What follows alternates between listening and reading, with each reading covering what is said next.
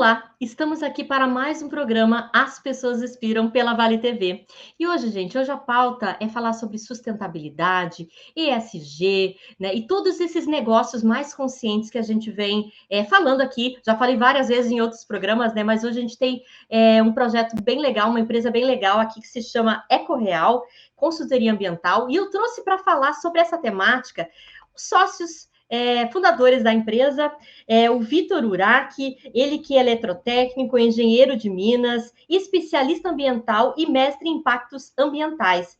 E também o Pietro Kaiser Boscardin, né? Ele que é engenheiro químico, pós-graduado em energias renováveis. Sejam muito bem-vindos aqui à Vale TV, é um prazerzão estar com vocês hoje. Obrigado. Muito Obrigado, bem. Eliane. Imagina, é um prazerzão mesmo, né? E é uma pauta super pertinente, né? Eu tenho falado em vários programas aqui dessa necessidade de melhorar a nossa gestão, de olhar para além do lucro, né? E eu acho que é super importante a gente trazer aqui propostas como a de vocês, né? Que a gente vai falar mais no decorrer do programa. Primeiramente, eu queria que vocês se apresentassem, trazendo um pouquinho da trajetória de vocês, trazendo essa conexão com a sustentabilidade, com o ESG. Como é que isso chegou na vida de vocês? Pietro, se quiser começar? Pode ser. Vou falar rapidamente. Uma boa tarde, eu acredito que seja boa tarde, né? Estamos gravando aqui. Eu sou engenheiro químico, né? Por formação, me formei na PUC, né? Por meados de 2006, eu trabalhei na FEPAM, no órgão ambiental estadual, né? Então, comecei a me inserir desde lá nessa parte de meio ambiente. E nessa trajetória, estudei também gestão ambiental na FGV, né? E lá por meados de 2010 eu resolvi fazer uma viagem de estudos também para estudar energias renováveis na Espanha, em Barcelona, né? No retorno, então, eu e o Victor, que eu conheci nesse MBA, né? Resolvemos fundar a EcoReal. Ela foi fundada em 2014. Essencialmente é uma empresa voltada à assessoria e consultoria ambiental, né? Então a gente está bem inserido desde sempre nessa parte do meio ambiente, né? E consultoria em si. E agora, de uns 2 anos para cá, começamos a fortemente trabalhar questões de sustentabilidade, porque está na nossa raiz, nosso sangue, né? E o ESG, que é o Environment, Social and Governance, né? Que daí engloba questões sociais de governança além das partes ambientais, né? Então, um movimento bem legal que surgiu aí de dentro para fora das empresas, né? Externalizando ações positivas nas questões ambientais, sociais de governança. Muito bem. Vitor, como chegou isso na tua vida? Conta pra gente. Nossa, a história começa já desde 96, né? Eu sou técnico antes, tive o prazer de trabalhar com engenharia desde 1996. Depois tive uma felicidade de passar no concurso e trabalhar na Corsan, uma empresa que pulsa saneamento, e ela já ali em meados de 2001, começamos a trabalhar com o meio ambiente. Eu participava junto, o meio ambiente começou, a pessoa que estava na CIPA, o meio ambiente começou com a parte de segurança do trabalho, isso a gente pode perceber. Então, acabava muito, até hoje tem o setor de meio ambiente vinculado ao setor de segurança do trabalho. E aí a gente foi fazer a faculdade de engenharia, já trabalhando com questões ambientais. Depois tive o prazer de fazer uma especialização, onde conheci o Pietro, e também ele falou. Aí fiz mestrado, estou terminando uma outra engenharia civil, pelo prazer de entender eu sou engenheiro de Minas de formação, então entender a conexão eu já sei de onde vem o produto, agora como se aplica e se desenvolve ele de maneiras mais sustentáveis. E aí, o que nos levou? A gente está acostumado a fazer aquele licenciamento ambiental, e o Pietro, a gente sempre brinca, parece que é uma obrigação. Então, a gente começou a ter aquele gostinho do ESG chegando, e as pessoas querendo ir ao além, né? Não praticando o ESG apenas para cumprir meta, mas sim pensando nos lucros, mas indo com um propósito muito além. Então, a gente está deu uma guinada de um ano para cá, acabamos desenvolvendo bastante projetos de ESG, pensando, criando. Então foi assim, essa é uma trajetória aí que começou e pretende que dure muito, muito tempo aí, fazendo a diferença no ESG, ajudando as empresas aí a se conectar nesse momento tão importante que estamos chegando. É verdade. E são pautas, né, Vitor e Pietro, são pautas mundiais, né, que a gente tem visto, não é só aqui no Rio Grande do Sul que está se falando isso, né, porque vocês estão localizados aqui em Porto Alegre, né, a gente sabe, mas assim, eu vejo muita mídia falando sobre isso, sobre essa necessidade de olharmos realmente para esse algo a mais, para esse ir além da gestão de lucros mesmo, só aquela coisa financeira, né? Acho que a gente pode, como empresa, trazer esse protagonismo para dentro das nossas organizações e também impactar positivamente o mundo, né? E eu queria ver com vocês, assim, o que vocês têm visto em termos de contexto de ESG, como é que está o Brasil, como é que está lá fora, como é que é isso, a questão de sustentabilidade aqui na visão de vocês? Bom, assim, eu vou falando pela minha visão, né? Eu tive e tenho o privilégio de trabalhar com a indústria da mineração, que sempre ela foi muito, digamos assim, ela que começou aqui no Brasil as práticas de ESG, porque ela é muito cobrada, né? A gente sabe o quanto a mineração é cobrada. Então a gente acaba desenvolvendo, já lendo, percebendo muitas políticas de sustentabilidade já dentro da própria mineração. E isso foi se expandindo para indústrias e, enfim, até um dado muito importante que a gente se baseou e pegou força, que as 200 maiores empresas que tem no Brasil, se eu não me engano, entre 80% e 85% já praticam ESG. Então, já é um normal, né, para elas.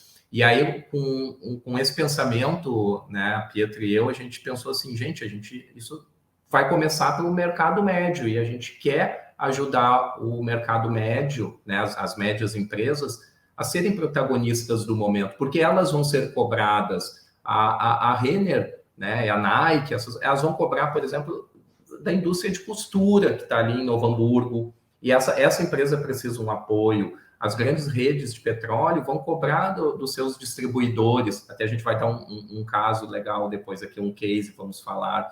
Então, está acontecendo um momento e está vindo, né, esse movimento do exterior, chegando nas grandes empresas, que já é a rotina deles, e descendo, né, para o maior público, que são as médias e pequenas empresas, que são a maioria no Brasil, né? Então, é nisso que a gente se inseriu. Eu vou complementar também a fala do Vitor na relação que existe atualmente a percepção do público, né, do cliente. É muito importante cada vez mais enxergando as empresas que se preocupam com as questões de sustentabilidade e o social, né, e realmente optando por essas empresas no lugar de outras, mesmo que isso impacte num valor de produto maior, né? Então, o mundo está enxergando essas ações, né? Veio lá de fora, muito forte, o ESG, né? Começou lá fora. Começou lá, vamos dizer, lá com as Nações Unidas, né? Em 2015, com a Agenda 2030, né? Inclusive, até tu perguntou do momento, a gente está aqui na COP27, né? Um belo momento para a gente estar discutindo esse assunto. Então, acredito que essa percepção do cliente, do público, também está impulsionando muito forte esse momento, né? Esse novo paradigma, principalmente nas questões ambientais, né? É uma pauta realmente muito pertinente, né? E a gente vem trazendo, né? Dando visibilidade para isso. Eu, particularmente, aqui no programa As Pessoas Inspiram, né? Porque eu acredito muito que as pessoas, às vezes, têm uma falta até de conhecimento sobre o que é o assunto, de como eu vou colocar isso na prática, né? Eu não sei, eu vou acordar amanhã já ESG? Será que é assim, né? Acho que não, né? Então, tem um passo a passo, tem uma jornada aí a ser seguida, né? E eu queria que você... Eu até te interrompendo, Eliane, desculpa, mas complementando esse pensamento que o pessoal tem de que tem que fazer um monte de coisa para ser ESG, não é verídico, né? Porque o ESG justamente são pequenas ações que tu já vai transformando aquilo em práticas, né? Então tu não precisa inventar a roda. Que nem o Vitor comentou, muitas empresas já praticam muitas coisas positivas, só que não estão trabalhando, externalizando essa informação da maneira correta, né? Exatamente, então, não é de cabeça, só para acabar de te interromper aí, tá, Eliane? É um mito, então, né, Pietro? É um mito esse negócio de tentar dizer que é só para as grandes corporações também, né? Mas, Vitor, eu vou te fazer uma pergunta agora, conversando um pouquinho sobre essa questão de sustentabilidade e ESG. O que tu tem visto em termos de maiores desafios, assim, nesse contexto que a gente está hoje, assim, para implantar realmente uma cultura ESG dentro da organização? Olha, para mim, o maior desafio no momento é a empresa conseguir ter a verba, né? Como o Pedro já disse, muitas já desenvolvem e não percebem, mas o grande lance, o grande pulo é a gente conseguir rentabilizar num local, ter aquela verba, e daí daquela sobra daquela verba, um pedaço daquela verba, levar para S e para o E, né? Então, acaba ainda em questões financeiras, né? A gente sendo barrado, mas conseguir sim mostrar que tem uma matemática que é intangível. Por exemplo, aquele teu funcionário que permanece mais tempo na empresa, o gosto daquele, tu trazer o senso de dono. Tu imagina aquela soft skill do teu funcionário, ele se sentir dono, né? Então, tu conseguir fazer esses cálculos, essa matemática e mostrar ao empresário que o movimento ESG ele é possível e ele é benéfico para o empresário, para o colaborador e para a sociedade, para o entorno. Essa matemática, nós aqui como engenheiros, né, Pedro, estamos tentando e estamos conseguindo a passos de formiguinha, às vezes um passo mais longo, e muito empresário já tem essa vontade de enxergar, a gente está conseguindo levar essa matemática e comprovar que ela é eficiente, é uma matemática exata e que dá certo no final. Exatamente. E essa questão, Vitor, comentaste agora das métricas, né? Principalmente, é preciso que a gente tenha um acompanhamento, né? A gente sabe disso que também, claro, só colocar metas e não ter essa cultura dentro da organização implantada vai dificultar também, né? Mas eu acho que ter uma cultura e ter métricas vai fazer com que esses negócios realmente floresçam, né? Da maneira que devem ser, né? Realmente projetos sustentáveis, genuínos, né? E que não fiquem só no papel e que são realmente vivenciados na prática, né? Mas, assim, queria perguntar para os dois agora com relação à EcoReal. Queria que vocês contassem um pouquinho sobre o que é essa consultoria e como vocês trabalham com relação a essas pautas. Bom, eu dei uma introdução antes, né? Pulei um pouco o assunto antes, mas a EcoReal foi fundada em 2014, né? Essencialmente como uma empresa voltada à assessoria e à consultoria ambiental. Então, trabalhando desde o início com licenciamento, a área de mineração a gente trabalhou bastante tempo, trabalha ainda muito forte, né? Trabalhamos bastante com passivos ambientais, questão de contaminação de solo e água. Dentro desse contexto todo ambiental, a gente se deparou, então, com essas questões da gestão ambiental das empresas em si. E a gente viu, como o Vitor comentou, que muita coisa é só cumprida no papel, né? A gente se depara, infelizmente, com isso, que as empresas querem, muitas empresas, né, querem realmente cumprir o que o órgão ambiental pede, aquele documento, entrega lá e em prática realmente não está fazendo aquilo acontecer, aquele comprometimento, né? Então, é por isso que a EcoReal, atualmente, ela está bem voltada à sustentabilidade, ao ESG, porque a gente enxergou um benefício mútuo, né? Uma relação ganha-ganha, uma satisfação da gente estar cumprindo aquilo realmente junto ao cliente, né? E o cliente também estar cumprindo internamente aquelas medidas, né? E expondo esses dados de maneira benéfica, né? Gerando valor para a marca dele, e um trabalho, assim, realmente satisfatório para ambos os lados.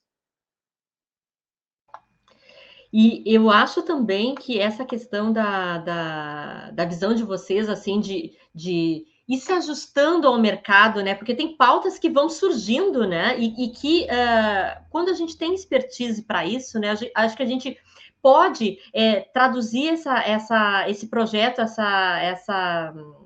essa vontade que a gente tem de ajudar as pessoas, né? Então, vocês perceberam aí uma dor do mercado, né?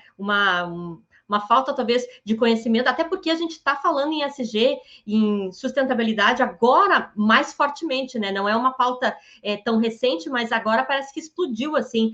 Todo mundo quer saber o que está acontecendo, né? Então, eu acho legal a gente estar aberto, né? Quando se pensa num negócio, enfim, a essas demandas que vão surgindo, né? Para que realmente a gente possa ajudar as pessoas nesses projetos.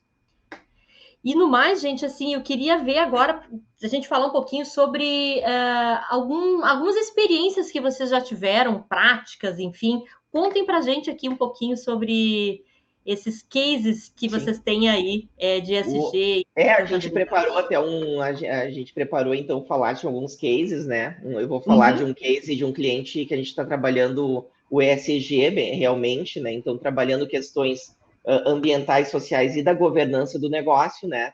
Promovendo a transparência dos dados, enfim. Então, junto a esse cliente, a gente está fazendo um grande trabalho de diagnóstico inicial, né? A gente pegou aquele cliente andando ali, então, entendendo como ele funciona, como ele trabalha atualmente, né? Para realmente gerar um marco zero do estado que ele está atualmente e passar para uma transformação. Essa transformação, então, passando por indicadores, né? Então, a gente identificou uma série de indicadores que a gente vai passar a trabalhar dentro do ambiental, do social e da governança, né? Então, buscando dados de geração de lixo, reciclagem, né? Apoio a programas sociais, quantas pessoas eles impactam com ações, né? Como eles estão trabalhando com o público, estão dando transparência para os negócios. Então, todos esses indicadores a gente está trabalhando junto a esse cliente para mostrar para ele, né, a evolução desse negócio ao final de, por exemplo, de um ano do contrato, a gente mostrar, olha como você estava e olha como você está hoje. Olha como é que é o valuation da tua marca antes, olha como está hoje, né? Então, junto a isso, a gente tem um sistema, né, de disposição de dados para o público, né? Então, o público desse cliente pode acessar internamente as lojas através de um QR Code do programa, o que a empresa está fazendo, né? Então, todos os dados que a gente está gerando exposto ao público, né? Para o público se sentir inserido, né? Ao mesmo tempo, na questão social, conforme o Vitor falou, a gente está buscando muito o senso de dono dos colaboradores, para evitar o quê? Rescisões, né? Isso também é uma questão de valor, que é importante, né? Tu frisar isso para o empreendedor é uma questão, é um decisório, né? E deixando sempre o colaborador à vontade, principalmente com a questão de diversidade, a gente está trabalhando bastante. Então, procurar conhecer o colaborador, como ele gostaria de ser chamado, como ele se identifica, né? Qual a orientação sexual. Então, todas essas coisas a gente está trabalhando muito fortemente para deixar ele realmente com esse senso de pertencimento ao negócio. Então, esse é um dos cases, né, que eu gostaria de expor, né? O Vitor vai falar de um outro case, que é um outro modelo de atuação, né, Vitor? E acredito que deu para dar um gostinho, né, Eliane? Sim. E eu acho que a primeira coisa, né, Pietro, antes do Vitor falar, é ouvir, né? A gente, quando faz um trabalho nesse sentido, assim, a gente tem que ouvir a empresa, né? E isso é muito de cada um, é singular, né? Cada empresa vai ter a sua cultura, o seu jeitão, né? E perceber isso ajuda também a implantar um processo de agenda. É bem importante tu ter frisado, porque o trabalho, desde o início, ele é a quatro mãos. A gente trabalha junto com o empreendedor, né? A gente constrói aqueles indicadores junto com ele, né? Então, mostrando para ele, olha, é possível a gente trabalhar assim, vamos seguir com estes indicadores, né? E lá na frente nós vamos ter um resultado magnífico. Perfeito, é isso aí. Vitor? Então, fazendo o gancho e complementando ali o que o Pietro falou, a gente teve essa felicidade desse contratante, né, desse parceiro. Ele tem dentro dele já a vontade de ser ESG, ele já criou o negócio dele com esse pensamento, né? Então, a gente aqui apoiado da equipe aqui, que é os nossos outros colegas, acaba Pietro e eu aparecendo aqui, mas a gente atrás de nós aqui, né, atrás junto, vamos, né, conectados conosco, tem biólogos, tem outros geólogos, tem uma equipe de 4 engenheiros ambientais, onde a gente vai fazendo esse penso, né? A gente vai pensando junto aqui, Pietro, eu e a equipe, a gente tem muita criatividade, muita vontade, a gente acaba pensando, vem as dificuldades e a gente vai se reprogramando e montando de acordo com o que vai tendo as necessidades. E aí a gente teve um outro caso, que eu vou falar, um outro case aqui, que é uma rede de postos de combustíveis, né? A gente acabou criando para ele estava preocupado, porque a gente sabe que que postos de combustíveis, né, os postos de abastecimento, eles têm um alto risco de contaminação ambiental, né? Nós sabemos lá que tem troca de óleo, lavagem, área de abastecimento, tem os tanques enterrados, as caixas separadoras de água e óleo, né? Então a gente acabou criando o quê? Um programa de gerência sustentável, a gente nomeou assim. E o que esse programa faz, né? Ele pega estratégias específicas de gestão ambiental com o foco de diminuir os riscos, né? Reduzindo os riscos daquela atividade.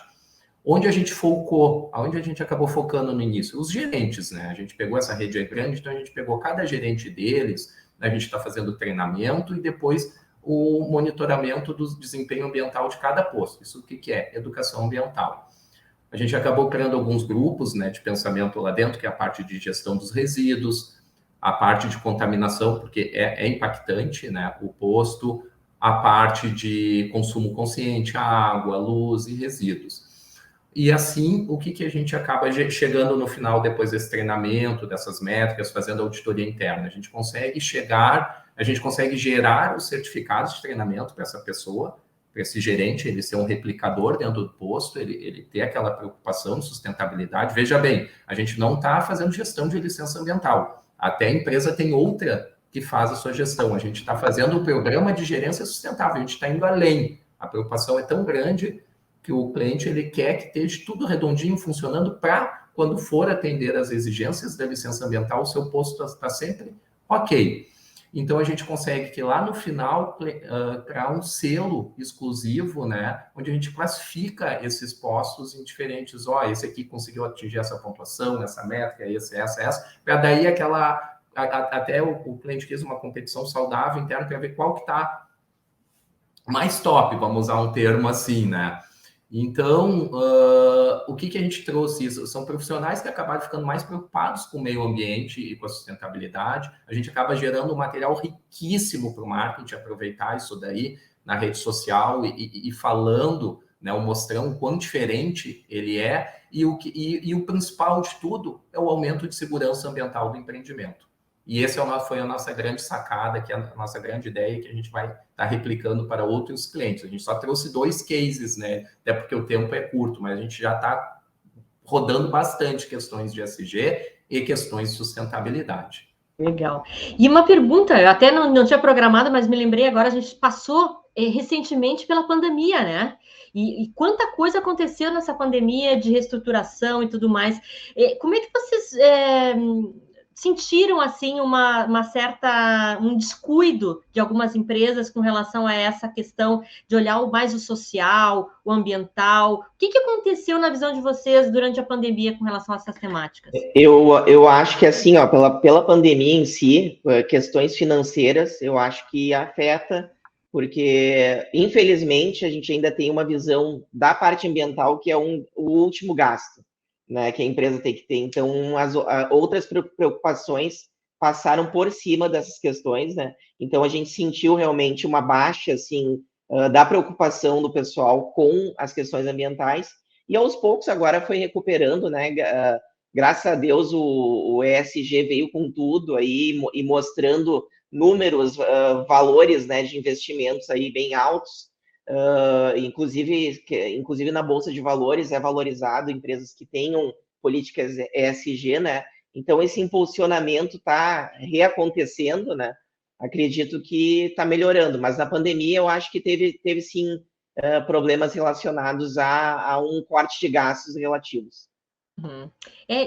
Como ainda não está interiorizado, né? Assim, não faz parte ainda da cultura de muitas organizações, isso acaba sendo uma coisa a mais, né? Tipo assim, vou tentar fazer. Eu acho que o trabalho de vocês ele vem muito também dessa conscientização de que não é uma coisa a mais a se fazer, isso tem que estar na estratégia da organização, né? Até para a gente só não ver o lado negativo da pandemia, dessa tristeza que aconteceu, mas tem coisas que eu acredito que tem que ficar. Vamos pensar no meio ambiente. Teve muitas ações que foram criadas durante a pandemia, que foi o quê? Por exemplo, tem órgãos que a gente atende aqui, que a gente começou a usar o digital. O que a gente parou de imprimir, Pietro e eu aqui, o escritório EcoReal em si.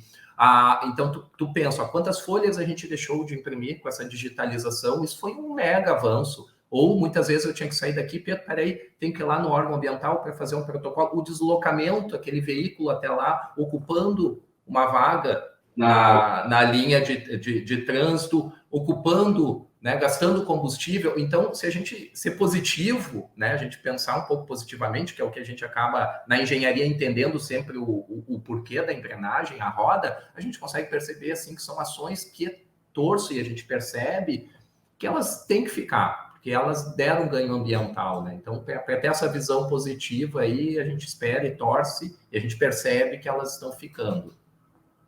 E o próprio fato, né, Vitor, de estar falando sobre o assunto, né? Acho que assim, vocês também têm essa evangelização a fazer, né, com as empresas, com os líderes, né, dessa necessidade de realmente trazer isso para dentro da organização de forma genuína, de forma que isso contemple, né, toda a cadeia produtiva dele, né, esse olhar mais abrangente, né? Mas é isso, gente. A gente já está se encaminhando aqui para os finalmente da nossa entrevista, né? Eu queria que vocês deixassem, assim, por exemplo, quem quiser saber mais sobre você, sobre a empresa, quiser contratar algum serviço, como é que faz para chegar até vocês? Bom, tudo bem. Como é que faz para chegar? Bom, vocês podem acessar o nosso site, né? Tem o www.ecoreal.com.br. Também estamos no telefone fixo 51 30 24 6988, né? A gente vai ficar bem feliz em atender quem tiver interesse em trabalhar questões de sustentabilidade, ESG, ou mesmo questões de assessoria ambiental, como continuamos trabalhando, né? Eu acho que que a gente gostaria de falar para a gente encerrar é que a gente está nesse novo momento, né? Esse momento sustentável ESG que está se mostrando muito importante em todos as três pontas, né? A gente aqui como empresa de consultoria, o empreendedor e o cliente, né? Então é uma união muito importante para o mundo inteiro, né? A gente viu aí declarações recentes que a gente está praticamente assinando um pacto de suicídio se a gente não fizer nada pelo planeta, né? Então a gente enxerga como muito importante e nos colocamos à disposição aí para conversar com quem tiver interesse, fazer reuniões, vídeos, gravações, né? Acho que o que o Vitor colocou foi bem interessante, essa mudança que veio com a pandemia da gente estar conversando cada vez mais por videoconferência, né? Acho tão legal a gente estar conhecendo tanta gente diferente, importante, e evitando aí deslocamentos desnecessários, né? Enfim, toda essa questão aí positiva que o Vitor comentou. Acho que vou deixar o Vitor fazer um fechamento também. Maravilha, não, bem isso. O Pietro esqueceu o nosso Insta aí, que é bem pulsante, né? O @EcoReal Ambiental, onde a gente está bem ativo, a gente acaba indo em alguns setores fazer palestra, conversa, não cobramos nada, né? A gente vai com prazer, porque a gente está difundindo a ideia, né?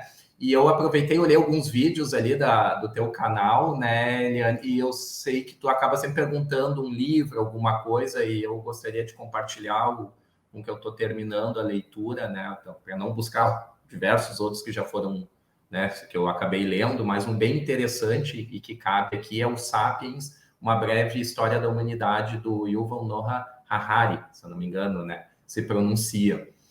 Porque o que ele fala dentro? Ele mostra a nós, seres humanos, né? Qual foi a diferença? Foi a cooperação e a capacidade cognitiva que acabou nos levando aonde nós estamos, né? Então, é o pensar, a capacidade cognitiva é o pensar e o raciocinar. E aí, se tu fores ver, lá para o final, ele começa a fazer uma reflexão, né? E ele faz uma grande pergunta, né, para a raça humana, né? Que ele chama de insignificante, que nós somos a raça humana perto de todo o contexto, né, que ele traz naquelas 400 páginas dele. E ele faz aquela pergunta: para onde vamos, né? Então, esse ser humano que tem a capacidade cognitiva e que está na linha de frente comandando, para onde nós vamos? Então, se tu for ver, isso é puro SG, né? Tu conseguir pensar ele na direção que nós temos, o poder que temos em mãos como seres humanos, a gente tem que cuidar. Não, cuidar do próximo, é cuidar da natureza, tornar ações cada vez mais sustentáveis, com foco no capitalismo, numa evolução e mantendo o local preparado aí para as próximas gerações. Essa é a fala que eu queria dar e o pensamento desse livro que eu estou encerrando a leitura no momento. Maravilha, muito obrigada, gente. Foi um prazer realmente ter vocês aqui na Vale TV, né? Acho que o pessoal também gostou do nosso bate-papo, né? Porque realmente são coisas que a gente pode aplicar no dia a dia, né? E das nossas organizações, e a gente tem a responsabilidade mesmo de transformar e cuidar desse nosso planeta, das pessoas que estão trabalhando com a gente, com os parceiros, todos os stakeholders que acabam sendo envolvidos, né? Impactados pelas nossas ações. Então, agradeço aí profundamente, né? Desejo aí um 2023 excelente para todos vocês e até a semana que vem com mais um programa As Pessoas Inspiram. Muito obrigado, agradecemos também. Tchau, tchau. Bye, bye.